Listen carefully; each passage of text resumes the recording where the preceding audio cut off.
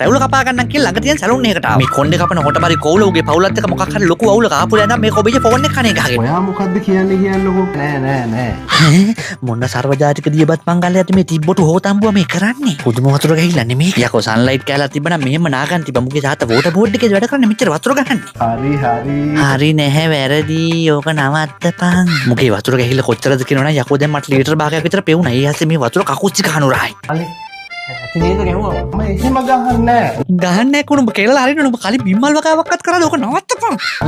ඇටි ගැහුවා ඇටි වතුර මේ බලන්න මගේ මූණේ. මොකද්ද කියන්නේ? ඔයා මොකද්ද කියන්නේ? ඔයා පොඩ්ඩක් මුගේ අප්පට බැංජොර බං ගහන්න ඔය කෝල් එක කට් කරලා හිටපන් හිකරලෝ. මේ මම වැඩ කරන්නේ මෙතන එක්කෙනෙක් ඉන්නවනේ. එයාවත් බලන්න ඕනේ. එයාවත් මොකද්ද කියන්නේ? මොකද්ද කියන්නේ කියලා තමයි මමත් මේ කල්පනා කරන්නේ උඹට. යකෝ වතුර පණිටු 16ක් විතර මගේ ඇඟට කියලා මාව නිකන් මොන්ටිසෝරි කොන්සර්ට් එක මලක් වගේ යන්දලා AC එකක් 16ට දාලා අරුවරේ ගිහින් මල් කඩනවා මාව මෙහෙ ගල් ගහනවා. රවුල කපා ගන්නවා රවුල කපන්නකෝ.